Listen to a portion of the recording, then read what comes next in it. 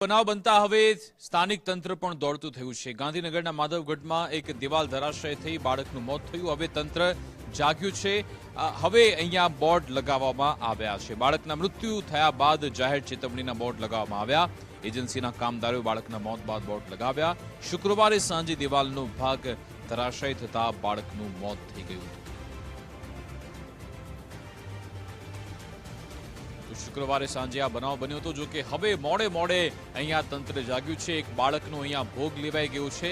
પહેલા અહીંયા આવા બોર્ડ લગાવવાની જરૂરિયાત હતી અને જેટલો પણ જર્જરિત ભાગ છે એ વિસ્તારમાં કોઈ ન જાય એ માટેની અહીંયા તકેદારી રાખવાની હતી। જો કે હવે ઘોડા છૂટ્યા બાદ તબેલાને તાળા મારવા જેવો ઘાટ અહીંયા સર્જાયો। તમે જુઓ કે એજન્સીના કામદારો ત્યાં જાહેર ચેતવણીના પોસ્ટર લઈને પહોંચ્યા છે અને હવે ત્યાં એ બેનર લગાવવામાં આવી રહ્યા છે। પરંતુ એક પરિવારનું માસૂમ બાળક કે જે હવે આપણી વચ્ચે રહ્યો નથી, અહીંયા લોકોની બેદરકારીના કારણે સવાલ એ થાય કે શું જવાબદારો સામે કોઈ પગલાં લેવામાં આવશે કે કેમ।